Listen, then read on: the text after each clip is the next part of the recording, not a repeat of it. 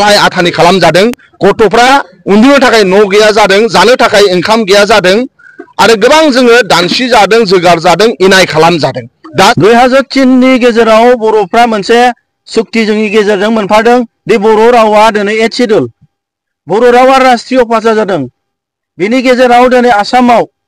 दिनै असमिया भाषा आरो बर' भाषाया मोननै 8 शेड्युल जाथाया मा जादों आं टटेलि मिथिया नाथाय बर' हारिखौ सैमाजों रुजुनाया बे जोबोद दुखुनांथाव सासे अफिसारा गोरों गोरा सासे अफिसारा बर' हारि बादि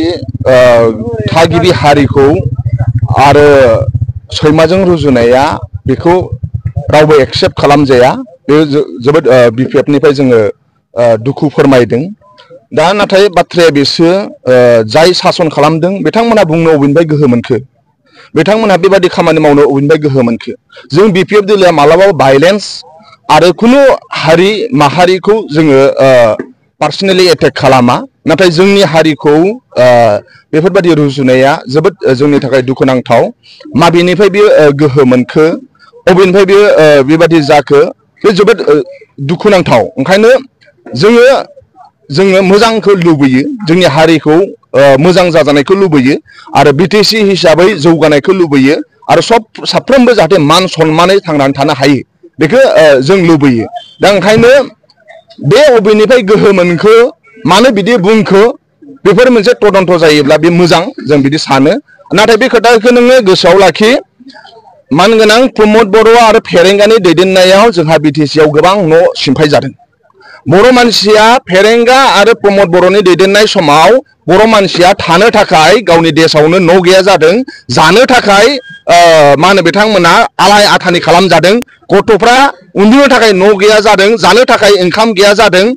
आरो गोबां जोङो दानसि जादों जोगार जादों इनाय खालाम जादों दा साहा ओनसोलनि रायजो राजाया प्रमद बर'नि सायाव गोबां रागा जोंनानै दङ फेरेंगानि सायाव रागा जोंनानै दङ ओंखायनो बे साहा ओनसोलनि रायजो राजाजों जों अरायसम बिपिएफआ दंफायो नोंथांमोनजों अयनाय जादों गोबां साहा ओनसोलनि रायजो राजानि न'खौ प्रमद बर' आरो फेरेंगाया सिमफायनानै होदों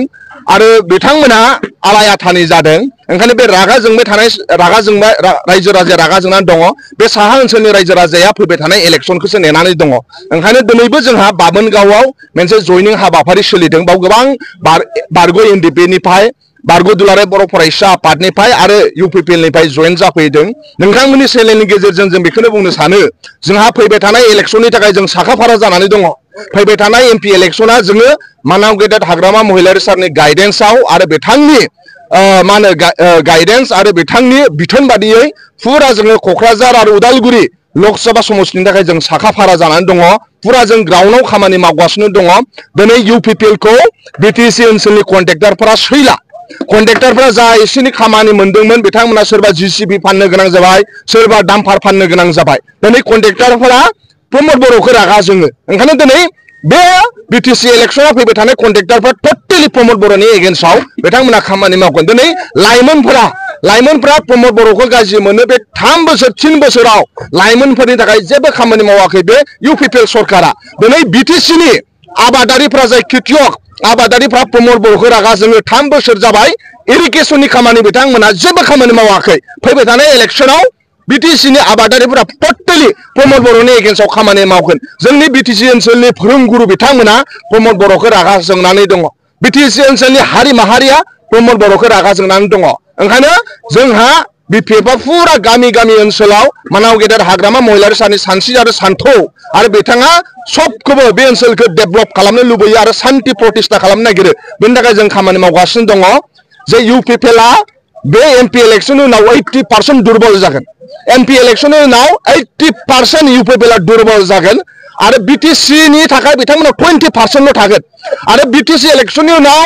2022 मायथाइयाव 2026 इयाराव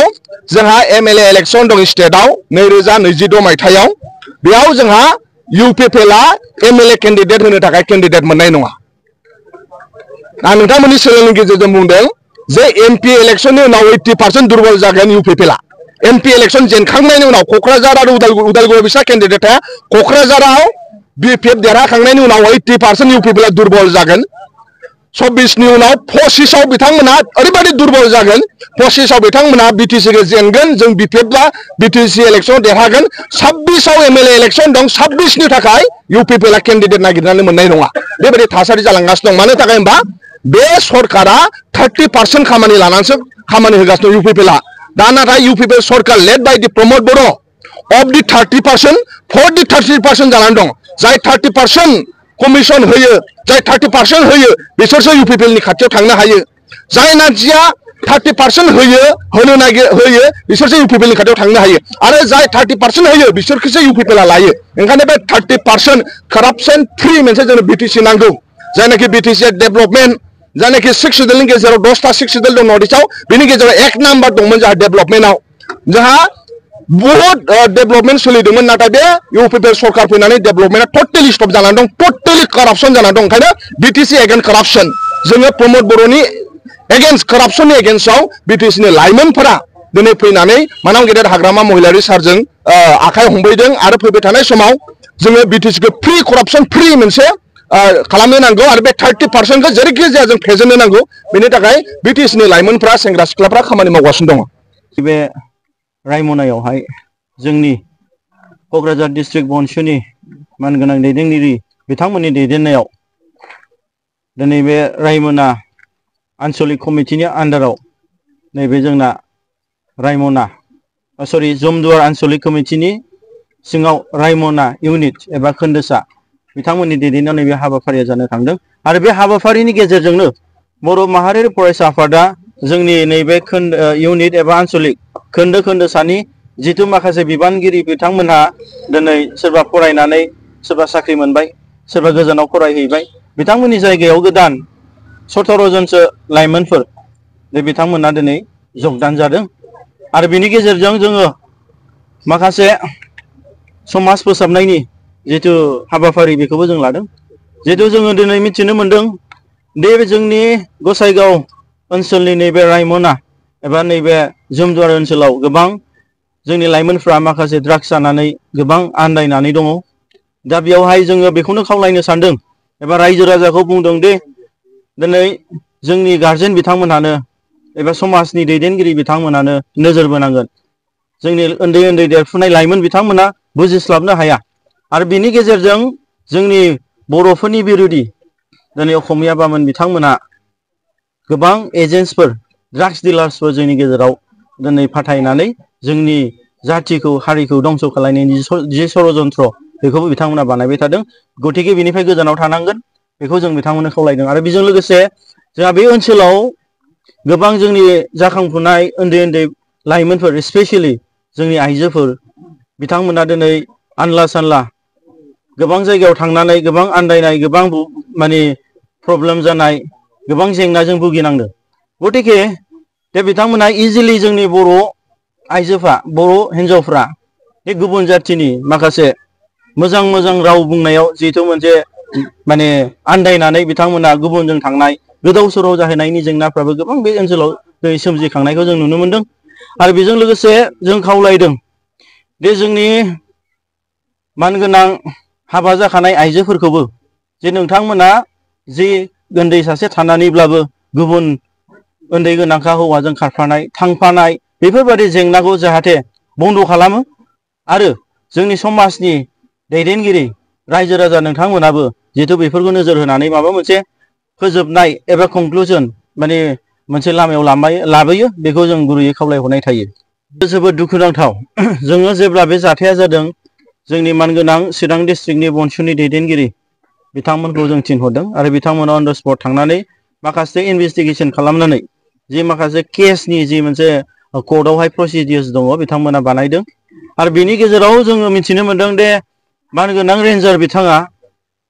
गुबुन हारि आरो बिथांमोना जिथु रेसिस्ट बेथ' जातिनि एगेन्स्टआव खोथा बुंदों बेखौ जोंनि बर' रायजो राजा बिथांमोना हजम खालामनानै थानो हायाखै दा बिनि थाखायनो काउन्टार एटाक खालामनाय जादों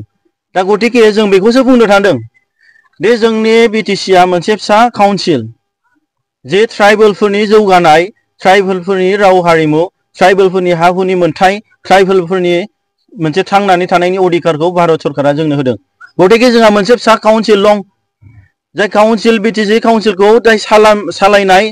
सरकार मानगोनां बिटिसिनि CM प्रमद बर' बिथांखौसो जों बुंनो सानदों जिहेतु बैफोर बादे माखासे रेसिस्ट जाय जिनिसा भारतनि संबिधानाव जायगा गैया दा बैफोर बादे जोंनि बर'फोरखौ नासयनाय गादबनाय नेवसिनाय बैफोरखौ बिथांमोना नोजोर होनांगोन जिहेतु जोंनि बिटिसि सरकारा गोख्रों भाबै बिथांखौ दायनि साजा खालामनांगौ आरो जाय बिथांमोना दिनै बर' माने रायजो राजा बिथांमोना सरकारनिफ्राय साजा मोनबाय बिथांखौ गाग्लोबनायाव बिथांखौ बरनफिननांगौ आरो बेफोरबायदि जाथाया जाहाथे जोंनि गेजेराव जाफिना मानो होनब्ला जों मिथिदों दि बिटिसि सुक्ति खालामनायनि गेजेरजों जोंहा शान्ति सुक्ति फैबाय दा बेफोरबादि जोंनि बर'खौ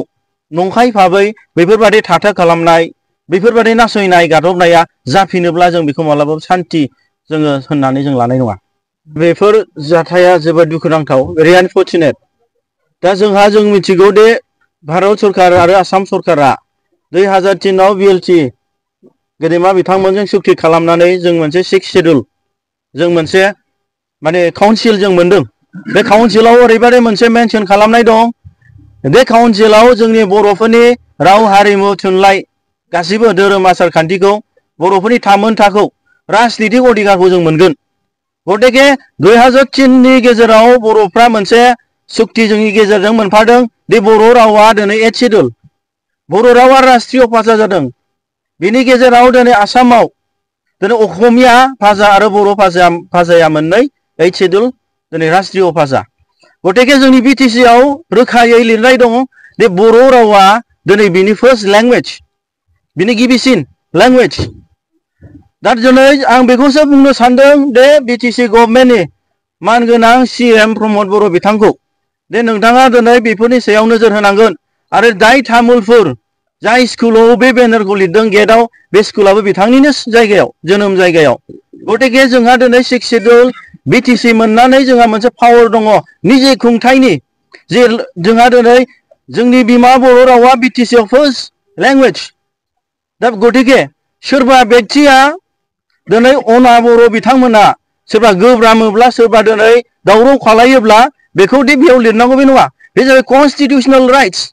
भारतनि संबिधाननि जोंहा मोनथाय दंखायो गतिके जोंनि बिटिसि सरकारखौसो दिनै बनसिउआ बुंनो थांगोन जे नोंथांमोना दिनै बेफोरखौ नायनानै थानायनि नङा गोहोआनो जोंनाव दंखायो बर'फोरनियाव गतिके बेखौ इमप्लिमेन्ट खालायनांगौसो दा सोरबा आफादफ्रा दि बेखौ बुंलायनांगौ सोरबा आफादफ्रा दि बेखौ दरना होनांगौनि गैया सरकारानो जोंनि बर'फोरनि गतिके नोंथांमोना जोंनि बिटिसि सरकारा दिनै बेखौ थाबनो माने सल्युसन खालामनांगौ एबा रिएक्शन खालामनांगौ बे जोंनिफ्राय हांख्रायनाय थाबाय बिथांमोननिसिम